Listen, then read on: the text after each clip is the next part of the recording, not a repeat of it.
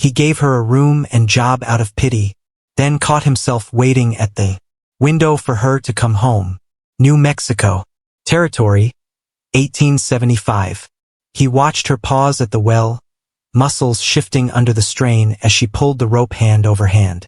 The bucket surfaced, brimming with silver under the moonlight, and she steadied it against her hip. For a long moment, Samuel stood there, his breath shallow, wondering why he could not look away. Anna set the bucket down on the porch quietly, careful not to wake the boy asleep inside. Before she slipped through the door, she lifted her face to the stars. Samuel saw her lips move, words carried silently to the night. Prayer, maybe, or a memory spoken to those who had gone before. He turned from the window unsettled. He had seen women fetch water 1,000 times. Yet this was different. There was a dignity in her movements, even in the smallest tasks, and it scraped against the hardness inside him, the walls he had built around his grief. He closed the book he had not read and pressed his palms against the desk, as if bracing himself against something he could not name. The next day, the talk around the ranch grew sharper. One of the hands spat near the barn. "He'll have trouble keeping her here. Folks won't like it." Another snorted. "Won't be long before she moves on. People like that don't stay." Samuel said nothing. He saddled his horse and rode out alone, but the words clung to him like burrs. As he crossed the ridge, he thought of the boy, small and silent, clutching his mother's hand. He thought of the sound of her voice in the kitchen that morning, steady as the sunrise. The hands could talk all they wanted. They hadn't buried what he had buried. They didn't know what silence felt like when it pressed in so heavy it smothered you. When he returned at dusk, the smell of stew met him before he stepped inside. Coda sat at the table, swinging his legs, eyes bright with hunger. Ahna ladled soup into bowls, her braid falling loose at her shoulder. She glanced up once, met his eyes, and for the first time since she'd arrived, Samuel thought he saw it. Something soft flickering there. Not trust, not yet, but the faintest spark of belonging. He cleared his throat. "Smells good." Ahna gave the smallest nod. "There's plenty." He sat, hands rough against the wooden table, and for the first time in 3 years, Samuel Hayes bowed his head before a meal. Not because he believed not yet, but because it felt right, with the woman and child across from him, and the silence between them no longer heavy, but waiting, like the wind before the rain. Would you like me to keep expanding this into the slow burn of Samuel learning to live again with Ahna and Coda? Stretching the story toward how grief and suspicion shift into trust and love? They kicked at the dirt, their voices low but edged with anger. Samuel heard them before he saw them. He had gone out to check the troughs, but he paused when he caught their words. "Man's lost his damn mind." One spat, "Bringing an Indian into the house. Feeding her like family." Another shifted his hat, eyes narrowed. "Ain't right. Folks in town'll talk. Already are." A third man chuckled, though the sound carried no humor. "Won't take much for this to sour. You know what happens when they think they belong. Better to cut it off now, before he forgets where he stands." Samuel's jaw tightened. He stepped around the corner, boots heavy in the dust. The men straightened when they saw him, but their eyes did not drop. "You boys got something needs saying," Samuel said evenly. "You say it to me." The tallest, a man named Weller, spat near Samuel's boots. "We've been loyal here for years. Worked sunup to sundown, through drought and storm. Never asked for more than a fair wage. But you bring her in. You put her under your roof. Give her a place." Samuel's voice was flat. "She works. She earns her keep. She's Navajo," Weller snapped. "That's all the town'll see. You'll lose trade. You'll lose standing. And what about us? What do we look like, following a man who can't tell his own kind from the rest?" The air between them burned hotter than the sun overhead. Samuel's fists clenched at his sides, but his voice stayed steady. "You're free to ride out if you don't like how I run this ranch." The men exchanged glances. Weller sneered. "Careful, Hayes. A man alone can't hold this land." Samuel stepped closer, his shadow falling across the men. Better a man alone than a man without his soul. I buried my wife and daughter out here. You think I care what a town full of whispering cowards has to say about who works in my kitchen? His voice dropped, cold as a blade. This land is mine. You ride with me or you ride on. The standoff stretched until one by one, the men shifted, muttered, and turned away. Weller lingered longest, his eyes dark with a promise Samuel recognized too well. Trouble hadn't ended. It had only been postponed. When Samuel walked back toward the house, he saw Ahna through the open window. She was bent over the table, slicing bread, the boy still asleep in the corner. The scene was so ordinary, so fragile, that something inside him ached. For the first time in years, the house wasn't just walls and echoes. It was alive again, and he knew deep down that he would fight to keep it that way. The sun dropped hard that evening, the sky burning itself out in streaks of copper and violet.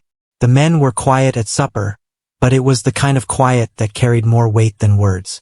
They ate quickly, their glances sharp, their knives hitting plates too hard. Samuel sat at the head of the table, his face a mask, but his ears caught everything. The scrape of chairs, the muttered curses, the low laughter that wasn't laughter at all. Ahna served them as she had every night since she arrived. Her back straight, her eyes calm, her hands steady as she placed bowls of stew before them. She did not falter, even when one of the men muttered a slur under his breath. She set the bowl down, turned, and continued without acknowledgement. The only sign she had heard was the faint tightening of her braid when she passed back through the doorway. Koda slept in the corner, curled beneath a quilt Ahna had stitched from scraps of Samuel's late wife's linens. Samuel's gaze lingered there. The child breathed evenly, safe for now. But the tension at the table was thick enough to choke on. When the men were finished, they left without a word. Boots thudded against the porch, fading into the night. Samuel sat back, staring at the embers in the hearth. Ahna cleared the table in silence, but when she reached for his bowl, he stopped her hand. "They'll push harder," Samuel said quietly. She met his eyes, dark and steady. "I know. You're not safe here," he continued. "Not with them. Not with the town watching." Ahna drew her hand back, folding it into her apron. "We've never been safe. Not anywhere. But my son needs a roof and bread. I can endure the rest." Samuel studied her face in the flickering firelight. She spoke not with defiance, but with a quiet truth born of years carrying weight most would never know. He wanted to argue, to send her away for her own protection, but the words died on his tongue. The thought of the house returning to its old silence hollowed him in a way he could not bear. That night, after she had gone to her room, Samuel stepped out to the porch. The land stretched dark and endless before him. He could hear the men's voices in the distance near the barn, low and dangerous. A coyote cried from the ridge, and the wind carried the sound across the plains like a warning. Samuel stood long under the stars, his rifle leaning against the wall beside him. Inside, the house breathed differently now. It carried the warmth of fresh bread, the whisper of a child's dream, the hum of a woman's lullaby in a language he did not know but longed to understand. He had thought he buried love beneath the cottonwoods 3 years ago, but now, with each passing day, it returned, not as fire and passion, but as something steadier, something like hope. And Samuel Hayes knew one thing with the certainty of a man who had lost everything. If the world came to strip that hope from him again, it would have to come through his hands first. The days pressed on with heat and dust, and the silence between Samuel and his men grew heavier. Work still got done. The cattle were driven, the fences mended, the water troughs filled. But there was no laughter in the fields, no light talk to ease the grind. The men carried their resentment like knives tucked beneath their belts, sharp and waiting. Ahna never spoke of it. She kept to her tasks, her hands steady as ever, her son always near. Samuel watched her more than he wanted to admit. In the mornings, he caught her at the well, the rising sun turning her braid to a band of black silk. At noon, he saw her pause long enough to kneel beside Koda and hand him a cup of cool water, her palm resting for a moment against the crown of his head. At night, when the ranch hands' voices turned rough in the yard, Samuel would stand near the window, rifle leaned close, listening for her step in the hall until it came. The men muttered louder as summer deepened. They spoke in corners, their faces hard with drink, and once Samuel caught the edge of their plans. They didn't care for his pity, didn't care for the woman in the kitchen or the child under his roof. To them, it was an insult, a weakness, a stain on the ranch's name. Samuel said nothing, but that night he lay awake, staring at the ceiling beams until dawn, the weight of decision heavy on his chest. It came to a head late in August, when the heat had cracked the earth wide and the cattle bawled restless in the pastures. The men had been drinking since sundown, and their voices carried across the yard in angry bursts. Samuel stepped out onto the porch and found them waiting. For against one, their faces red with sun and whiskey, their hands loose but dangerous at their sides. "We've worked for you a long time, Hayes," one said. "But we didn't sign on to share a roof with Indians." Another spat in the dust, eyes narrowed. "Either they go or we do. And if they don't go, maybe we'll see to it ourselves." Samuel stood at the top of the steps, the lamplight behind him casting his shadow long across the yard. His hand rested lightly on the post, but the rifle leaned close within reach. He said nothing for a long while, just let the silence stretch until the men shifted uneasily. Finally, his voice came low, steady as stone. 3 years ago, the fever took my wife and child. I buried them beneath the cottonwoods by the creek. Since then, I've buried myself too. But that woman in there, she brings breath back into this house. That boy laughs where mine once laughed. And I'll be damned before I let anyone take that from me." The men exchanged looks, but none moved.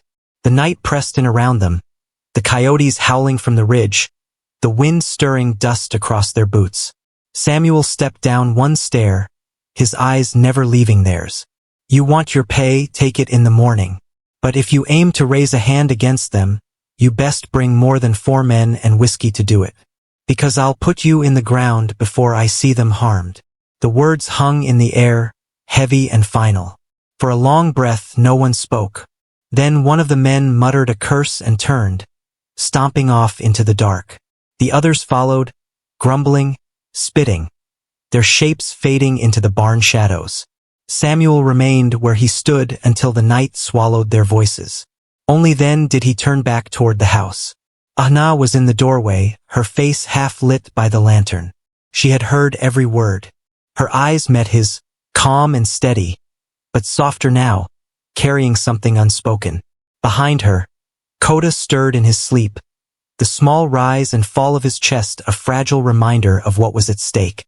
Samuel set the rifle by the door and met her gaze. For the first time in years, the silence in the house felt alive.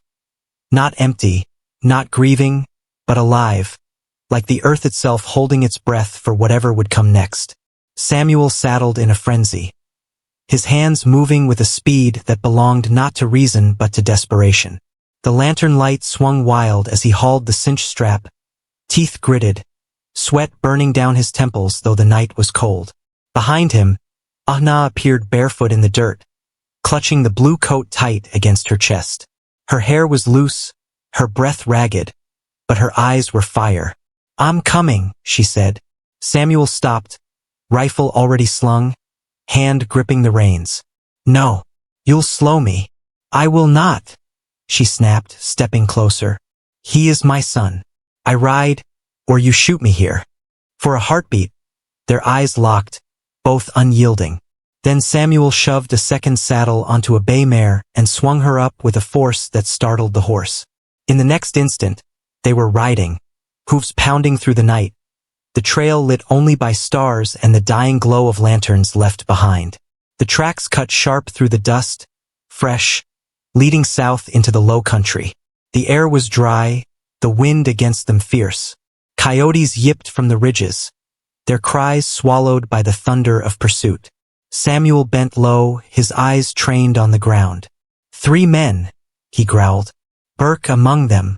Fool thinks he can break me. Ahna's hands tightened on the reins. She didn't speak. Every breath was prayer and fury knotted together. They rode hard, the horses slick with sweat, until the horizon showed a faint orange glow where the men had camped. Samuel raised his hand, slowing. The fire crackled low, 3 silhouettes shifting around it. And there, bound, small, trembling, was Coda, his face streaked with dirt, his little chest rising fast. Ahna nearly threw herself from the horse, but Samuel grabbed her wrist. Not yet. His voice was iron. He slid from his saddle, rifle raised, and moved silent through the brush. The men laughed low, one cursing about the squaw brat. Another tossed a stick into the fire. Burke sat with his back to the flames, watching the boy like a wolf watches prey. Samuel stepped into the circle of light. Let him go. The laughter died. 3 pairs of eyes turned. Burke sneered. Knew you'd come running. Thought maybe you'd bring whiskey, Hayes, or a shovel for your grave. Samuel cocked the rifle, the sound loud as thunder in the still night. The boy walks to me now, or none of you walk away. One of the younger men shifted, unease in his jaw. But Burke rose slow, hands open, grin curling. You lost your family once, Hayes. Don't be fool enough to think you can trade a red woman's whelp for the ones you buried. Ahna stepped from the shadows then, her voice clear, cutting. He is mine. You will not take him. The sight of her startled them. The firelight on her face, her stance unflinching, the woolen coat still clutched against her chest. For a moment even Burke faltered. Samuel's finger tightened on the trigger. Now! The silence split. Coda cried out, reaching toward his mother. Samuel's boots struck the packed earth hard, each step driving deep as if fury alone carried him. He yanked the saddle onto his mare, cinched the girth with shaking hands, and swung up in one motion. The rifle was slung across his back, a revolver heavy at his hip. The horse snorted, sensing the urgency. Ahna stumbled out after him, clutching the doorframe, her braid loose, her face ghost pale in the moonlight. Bring him back, she whispered, voice cracking. Samuel met her eyes, and for the first time in years, there was fire in his own. I will. Then he spurred the mare into the dark. The night swallowed him whole. The plains stretched wide and merciless, but the hoof prints gleamed in patches of moonlight, a trail burning into the dust. He followed south, wind tearing at his coat, breath raw in his throat. Somewhere ahead, faint but steady, came the thunder of horses, 3 of them, pushing hard. He lowered himself over the saddle, whispering to the mare, Faster, girl. Don't you quit on me now. Behind him, the ranch faded, lantern light shrinking into nothing. Ahead, the land rolled out wild and dangerous. The cattle tracks split the dirt, the mesquite cast jagged shadows, and coyotes yipped far off, as if mocking the chase. Samuel pressed harder. His mind didn't wander, didn't flinch. There was only one thought, one command etched deep in his chest. Bring the boy home. Farther on, the silhouettes of 3 riders flickered against the ridge line. One of them cradled a small figure slung across the saddle, Coda. Samuel's jaw locked. His hand slid to the revolver, thumb brushing the worn grip. He urged the mare up the incline, closing the gap inch by inch. The wind shifted. He heard them now, voices carried ragged on the night air. Hurry it up, one barked. He's wrigglin', another cursed. Shut him. Samuel's blood ran cold, then hot. He rose in the stirrups, raised the rifle, and let his voice cut the dark. Let the boy go. The riders jerked their heads back. For an instant, the night froze. 4 men, 4 horses, the boy's cry splitting the silence. Then chaos exploded. Samuel's boots struck the packed earth hard, each step driving deep as if fury alone carried him. He yanked the saddle onto his mare, cinched the girth with shaking hands, and swung up in one motion. The rifle was slung across his back, a revolver heavy at his hip. The horse snorted, sensing the urgency. Ahna stumbled out after him, clutching the doorframe, her braid loose, her face ghost pale in the moonlight. Bring him back, she whispered, voice cracking. Samuel met her eyes, and for the first time in years, there was fire in his own. "I will." Then he spurred the mare into the dark. The night swallowed him whole. The plains stretched wide and merciless, but the hoof prints gleamed in patches of moonlight, a trail burning into the dust. He followed south, wind tearing at his coat, breath raw in his throat.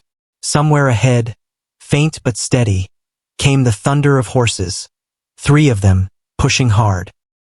He lowered himself over the saddle, whispering to the mare, "Faster, girl. Don't you quit on me now." Behind him, the ranch faded, lantern light shrinking into nothing. Ahead, the land rolled out wild and dangerous. The cattle tracks split the dirt, the mesquite cast jagged shadows, and coyotes yipped far off, as if mocking the chase. Samuel pressed harder. His mind didn't wander, didn't flinch. There was only one thought, one command etched deep in his chest. Bring the boy home. Farther on, the silhouettes of 3 riders flickered against the ridge line. One of them cradled a small figure slung across the saddle, Coda. Samuel's jaw locked. His hand slid to the revolver, thumb brushing the worn grip. He urged the mare up the incline, closing the gap inch by inch. The wind shifted. He heard them now, voices carried ragged on the night air.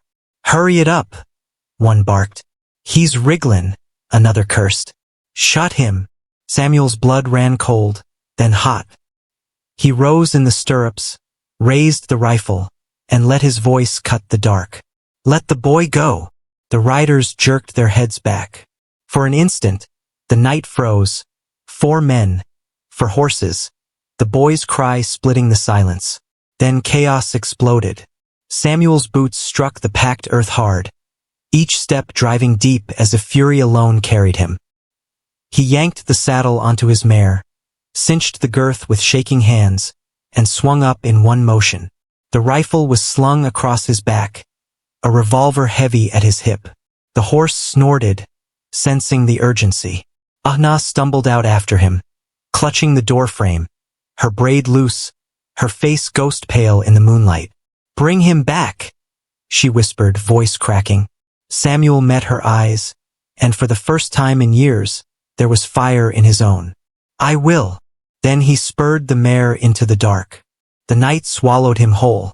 The plains stretched wide and merciless, but the hoof prints gleamed in patches of moonlight, a trail burning into the dust. He followed south, wind tearing at his coat, breath raw in his throat. Somewhere ahead, faint but steady, came the thunder of horses, 3 of them, pushing hard. He lowered himself over the saddle, whispering to the mare, "Faster, girl. Don't you quit on me now." Behind him, the ranch faded, lantern light shrinking into nothing. Ahead, the land rolled out wild and dangerous. The cattle tracks split the dirt, the mesquite cast jagged shadows, and coyotes yipped far off, as if mocking the chase. Samuel pressed harder. His mind didn't wander, didn't flinch. There was only one thought, one command etched deep in his chest. Bring the boy home. Farther on, the silhouettes of 3 riders flickered against the ridge line. One of them cradled a small figure slung across the saddle, Coda. Samuel's jaw locked. His hand slid to the revolver, thumb brushing the worn grip. He urged the mare up the incline, closing the gap inch by inch. The wind shifted. He heard them now, voices carried ragged on the night air. "Hurry it up," one barked. "He's wrigglin'," another cursed. "Shut him." Samuel's blood ran cold, then hot. He rose in the stirrups, raised the rifle, and let his voice cut the dark. "Let the boy go." The riders jerked their heads back. For an instant, the night froze. 4 men, for horses, the boy's cry splitting the silence. Then chaos exploded. The riders snapped their reins and kicked hard, dust exploding under hooves as they bolted toward the river flats. Samuel leaned forward, his mare answering with a surge that rattled his bones. The world narrowed to the pounding of hooves, the sting of wind in his eyes, the flicker of Coda's small body slung across the lead rider's saddle. The first shot cracked the night. A muzzle flash bloomed ahead, and the round whistled past Samuel's ear. He ducked low, teeth bared, rifle braced against the saddle. He fired once, the recoil kicking his shoulder, sparks flying from a rock near the trailing rider. They cursed, spurring faster. Samuel drove harder. His horse's breath came hot and ragged, foam at the bit, but she did not falter. The ground blurred beneath them, sage and stone whipping past. Another shot rang out, then another. A bullet tore through his coat, grazing his arm. He grunted, pain burning, but didn't slow. His aim steadied. He pulled the trigger again. This time the shot found flesh. The last rider pitched sideways with a cry, tumbling from the saddle. His horse veered off, screaming, before vanishing into the dark. The other two didn't stop. Samuel barely spared a glance.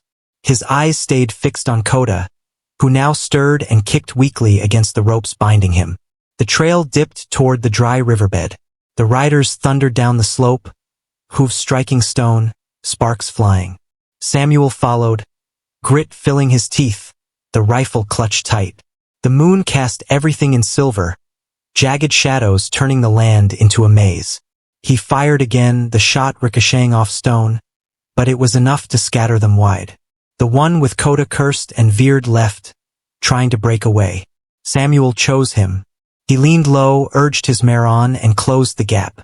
His revolver was in his hand now, steady, sure. He fired once, twice.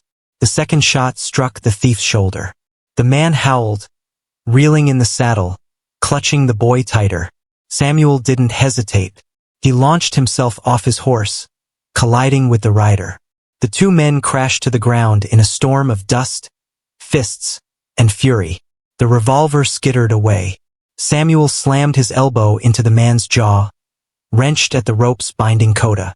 The thief clawed at him, spitting curses, knife flashing in his hand. Samuel caught his wrist, twisted until bone cracked, then drove his fist into the man's throat. The body went limp. Coda whimpered. Samuel cut the ropes with the thief's own blade and pulled the boy into his arms. "I've got you, son," he rasped, chest heaving. The boy clung to his shirt, face buried against his chest, trembling but alive. A sound split the night, the last rider circling back, rifle raised. Samuel turned, shielding Coda with his body, teeth bared as he reached for the revolver lying in the dirt. The rider shouted, spurred forward, gun barrel glinting in the moonlight. The hammer clicked back. Samuel's fingers brushed the revolver. We were given no rations, no shelter, only promises that turned to dust. The winter came hard. My son was still small, and I carried him wrapped in a blanket from a cousin already buried. Each night, I prayed he would see the dawn. Most nights, I prayed I would not. She let the words fall into the firelight, her face steady though her fingers twisted around the mug. Samuel listened, unmoving, only the faint flex of his jaw betraying what churned beneath. The logs cracked, sparks drifting upward like wayward stars. He wanted to say something, anything, but no words seemed worthy. At last, he reached forward, set his mug aside and said quietly, "No one should have to carry that much alone." She turned to him then, eyes dark, unreadable. "And yet we do." The silence stretched again, but this time it was softer, like the hush that comes after a storm. Samuel leaned his elbows on his knees, staring into the fire. "When I saw those men take him, I swear I felt my heart stop. I've buried one child. I couldn't bear to see another lost to the dark." Her breath caught, so faint it was almost nothing. She lowered her eyes, lashes trembling, then whispered, "You are not his father." "No," Samuel said, his voice rough, "but I am the man who will stand in the way of anyone who tries to take him from you." Something broke inside her then, not with tears but with a quiet, aching release, like a door opening after years locked shut. She set the mug down, her hands trembling. For the first time since she had arrived at his ranch, her shoulders eased, as if a weight had been lifted just enough for her to breathe. Samuel said nothing more.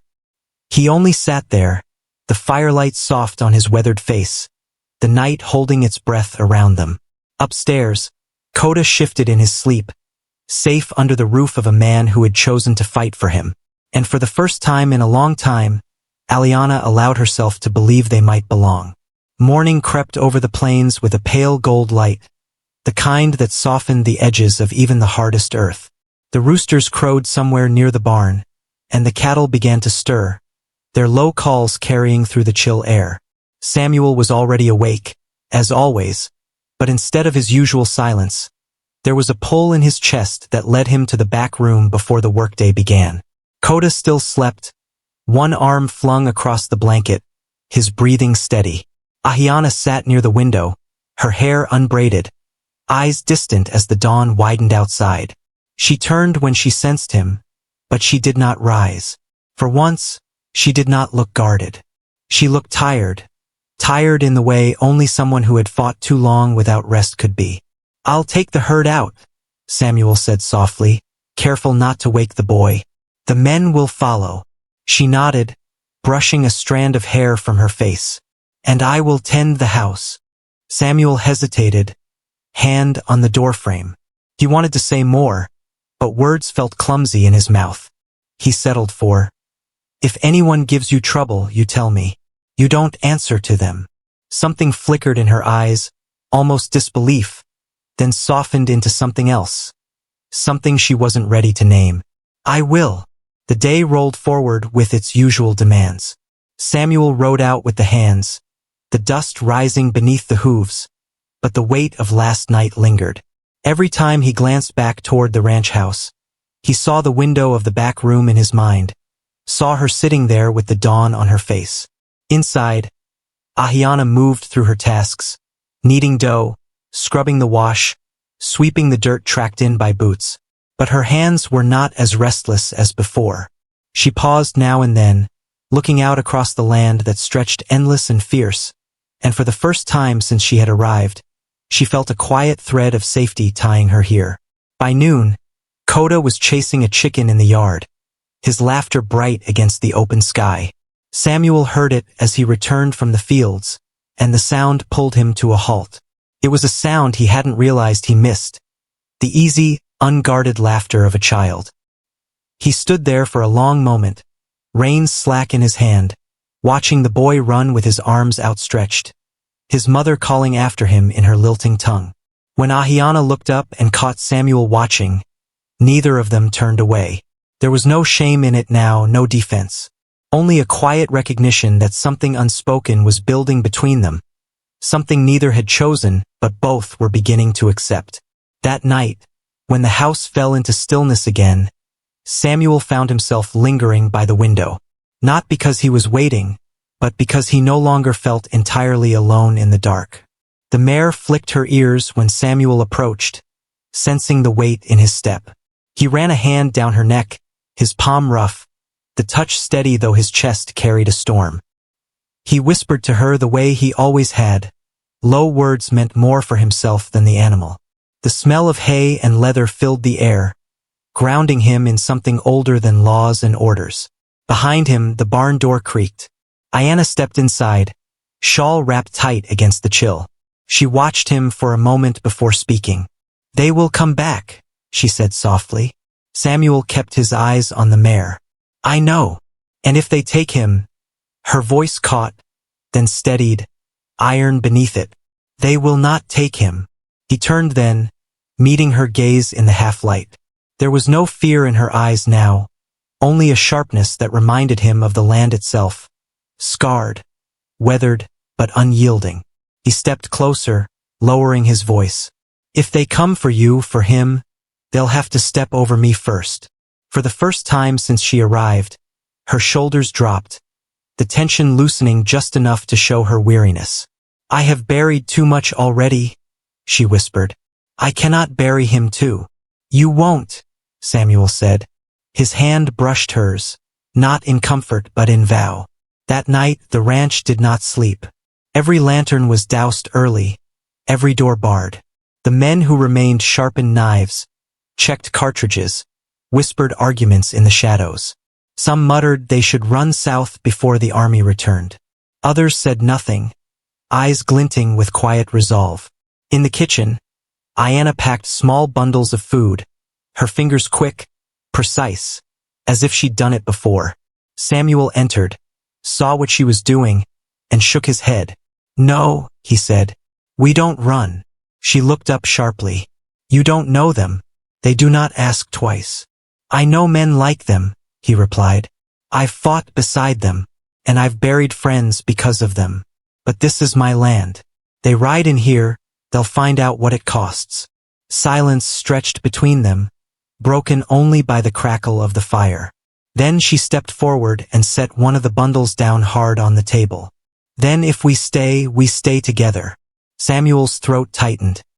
He wanted to speak, to argue, but the fire in her voice stilled him. She was not asking for his permission. She was giving him her word. Outside, the wind carried the smell of rain, though the sky was still clear. Somewhere far off, a wolf howled, long and mournful. Samuel glanced toward the window, then back at her. 2 days, he said quietly. 2 days to prepare.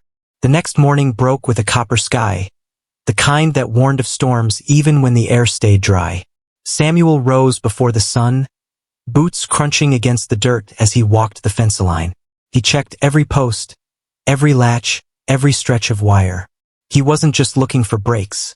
He was memorizing the land, every angle where a rider could approach, every shadow that could hide steel. By the time the sun climbed higher, a few hands came to him. Men who hadn't left, men who had seen enough winters under his roof to know where their loyalty lay. Willard, an old cowpuncher with a bad knee, spit into the dirt and muttered, "If the army thinks they'll walk in and take a child, they don't know what it is to be a father." Samuel studied him a moment, then nodded once. No speeches, no thanks, just understanding. Others followed. 2 younger men, quiet but steady, who had grown up in these parts and didn't much like the idea of government boots stomping on their soil. By noon, 6 had pledged to stay. Not enough to fight an army company, but maybe enough to remind the soldiers that the land here was not empty, not theirs for the taking. Inside the house, Ayanna taught Coda how to stay silent when she gave the sign, how to hide beneath the floorboards Samuel had pried open in the pantry. She packed more food, tucking it into corners, places no soldier would think to look. Her face stayed calm for the boy, though her hands trembled when she tied each knot. That evening, Samuel walked back to the cottonwoods. He knelt by the graves, his wife, his daughter, his hat in his hands. He did not speak long. Just a low promise, the kind a man makes to the dead when he knows the living will test him. "I won't fail this time," he whispered. The wind carried through the branches like voices answering. He stood, jaw set, and turned back toward the ranch. By the second day, the air itself seemed to hold its breath. The men sharpened tools, checked rifles, moved cattle closer to the house. The barn became a stockpile, ammunition, rope, sacks of feed stacked as barricades. Even the horses seemed restless, snorting and pawing at the dirt as though they sensed what was coming. That night, Samuel found Ayanna standing by the porch rail, moonlight silvering her hair. She did not turn when he stepped beside her. "They will come tomorrow," she said. "Yes," Samuel answered. She looked at him then, her eyes dark but steady. "And if they take you, what becomes of us?" He met her gaze without flinching. "They won't take me." For a long moment, neither spoke. Then she reached for his hand, not timid this time but firm, grounding. He closed his fingers around hers. Together they stood in silence, watching the horizon where dawn would rise, and with it, the soldiers. Love-like, theirs was never meant to survive, but somehow it did. If the story moved you, if your heart paused when hers almost stopped, hit that hype button to let us know. And for more unforgettable tales of forbidden love, quiet bravery, and hearts that heal on horseback, subscribe to Legends of Love Stories, because out here love isn't soft, it's fierce, and it always rides into the sunset.